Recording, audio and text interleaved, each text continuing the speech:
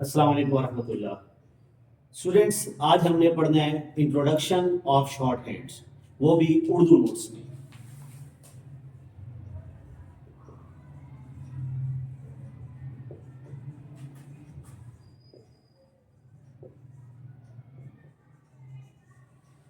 Short hand को हम Urdu notes में कैसे सीखते हैं, इसके कुछ पॉइंट्स हैं। अगर आप इन पॉइंट्स को समझ जाएं तो बहुत लंबा चौड़ा तारुफ नहीं है, मुख्तसर से तारुफ में हम शॉर्ट हैंड को समझ सकते हैं। पॉइंट फर्स्ट है, मैं अगर आपसे कहता हूं लाइंस ड्रा करें तो आप ऐसे करेंगे, कुछ ऐसे कर देंगे, कुछ ऐसे कर देंगे, कुछ ऐसे कर देंगे। फिर मैं कहता हूं कुछ बेंड कर दें तो आप ऐसे बेंड कर देंगे, इस तरह बेंड कर देंगे, ऐसे बेंड कर देंगे, ऐसे बेंड कर देंगे। तो जितनी भी आपने ये जो लाइंस लिखी हुई हैं, हमारी जितनी भी क्वालिफिकेशन है, आज तक हमने इसको इंग्लिश में लाइंस ही पढ़ा है, स्ट्रेट है या बैंड है। तो चूंकि अब हम शॉर्ट हैंड सीखने जा रहे हैं तो इन लाइंस को इंग्लिश में लाइंस कहते हैं, और इन्हीं लाइंस को अगर हम पढ़ते हैं शॉर्ट हैंड में पढ़ें तो फिर हम इन लाइंस को बोलेंगे स्ट्रोक। एक होगी तो स्ट्रोक और ज्यादा हो जाएंगी तो स्ट्रोक्स हो जाएंगी। दैट मीन जो इंग्लिश की लाइंस हैं, जब हम शॉर्ट हैंड लैंग्वेज में इसको बोलेंगे तो फिर हम स्ट्रोक्स कहेंगे, बल्कि इंग्लिश नहीं कहेंगे। पॉइंट सेकंड, मैं अगर आपसे कहता हूं जी आप स्ट्रोक्स ड्रा करें, तो जब आपकी मर्जी होगी तो आप इसको छोटा बड़ा जितना आप ड्रा कर सकते हैं, लेकिन इसका आंसर नो में आएगा। नो में कैसे? शॉर्ट हैंड आप अपनी मर्जी से नहीं कर सकते। तो इसके लिए फिर थर्ड पॉइंट में है, पिटमैन की जो बुक है उसमें आपको फौरन से उसका इंट्रोडक्शन बता देता हूं। तो उसमें स्ट्रोक साइज है, तो स्ट्रोक जो साइज है वो हमने कितना रखना है, इसको आपने इंश्योर करना है कि ए पॉइंट में अगर हम देखते हैं तो हम चूंकि अभी कर रहे हैं कोर्स, तो कोर्स में जो स्ट्रोक साइज है वो होना चाहिए 1/3। 1/3 व्हाट मींस 1/3? जो आपके पास इंग्लिश की 4 लाइनों वाली कॉपी है, उसकी जो 3 लाइनें हैं वो स्ट्रोक साइज है। अगर आपके पास बैंड आ गई, आप अज्यूम कर सकते हैं ऐसे ऐसे। जब आपका स्ट्रोक साइज स्टैंडर्ड होगा 1/3, तो आपको लिखने में समझने में आसानी होगी। अब इसका बी पॉइंट जो है वो जो पिटमैन ने बुक में इसका साइज डिक्लेयर किया हुआ है, तो वो जो इसका साइज है वो है 1/6। कि आपके पास जो इंग्लिश की 4 लाइनों वाली कॉपी है, इसकी जो नीचे वाली लाइंस हैं इसमें आप इसका स्ट्रोक साइज ड्रा करते हैं। इसकी वजह क्या है कि ये जो साइज है ये आपने लिखना होता है स्पीड पर। जब आप स्पीड पे जाएंगे तो तब आपने शॉर्ट हैंड को शॉर्ट एंड शार्प लिखना होगा। तो स्पीड बेसिकली कोर्स के बाद होगी। तो हमने अभी जो कोर्स पढ़ना है तो हम फॉलो करेंगे 1/3 को। अब इसके बाद नेक्स्ट पॉइंट आ गया कि आपने ये नोट अगर याद रख लिया तो आपको बहुत सारी चीजें समझ आ जाएंगी। वो है शॉर्ट हैंड लिखते वक्त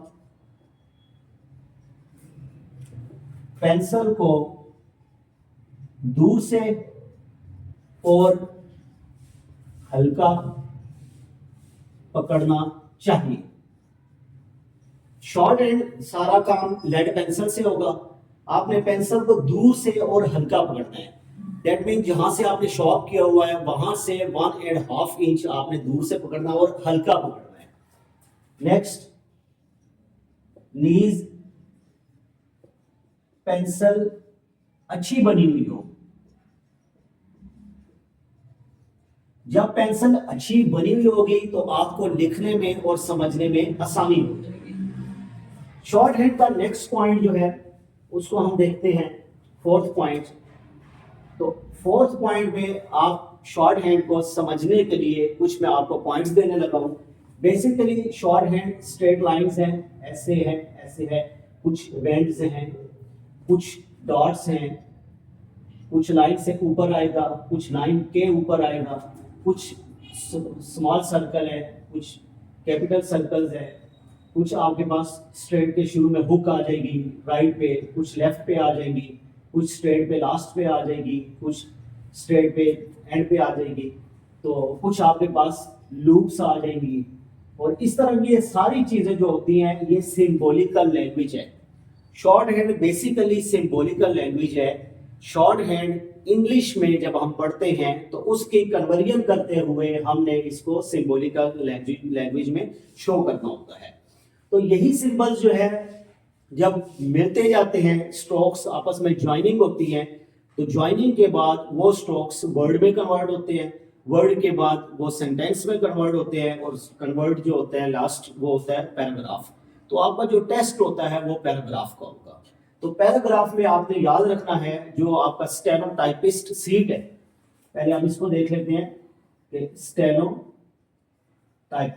सीट, स्टेनोटाइपिस्ट सीट जो है वो बीपीएस 14 से स्टार्ट होती है। और इसका एकेडमिक क्राइटेरिया क्या है? फर्स्ट ऑफ ऑल आपकी जो क्वालिफिकेशन है वो इंटरमीडिएट होनी चाहिए, क्वालिफिकेशन इंटरमीडिएट होनी चाहिए। सेकंड पे आपका जो रिटन टेस्ट आना है,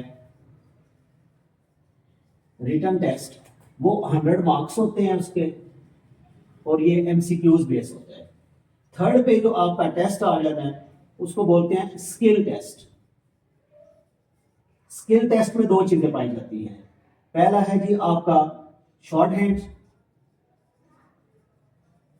और दूसरे नंबर पे आपका इसका आ जाता है टाइपिंग। ये दोनों चीजें, ये सारा इसके बाद, ये सारा कुछ होने के बाद लास्ट पे जो आपका आता है वो आता है इंटरव्यू। तो आपको इस सारे प्रोसेस से गुजरना पड़ता है। तो चूंकि अब हम शॉर्ट हैंड सीख रहे हैं और इस टाइम मैं आपको लास्ट पॉइंट की तरफ लेके जा रहा हूँ। लास्ट पॉइंट शॉर्ट हैंड का बहुत सिंपल है, वो ये है कि ऐसे तो शॉर्ट हैंड के बहुत सारे पॉइंट्स हैं, इसको समझने के लिए बहुत सारी चीजें आती हैं, लेकिन जो फुल एंड फाइनल वो ये है कि शॉर्ट हैंड का बेसिक जो डिफरेंस है वो है light and dark, light and dark. Let's suppose आप अगर वर्टिकल लाइट में ड्रा करते हैं तो इसको हम P कहते हैं, वर्टिकल डार्क में ड्रा करते हैं इसको हम D कहेंगे। अगर आप हॉरिजॉन्टल में लाइट में ड्रा करते हैं फिर हम इसको K कहेंगे। Vertical dark, horizontal sorry dark में ड्रा करते हैं फिर हम इसको गे बोलेंगे, गे फॉर गिवन, गूगल, गो। और अगर आप इसको ऐसे इंक्लाइन में लाइट में ड्रा करेंगे तो P हो जाएगा, इसी को डार्क में करेंगे तो B हो जाएगा।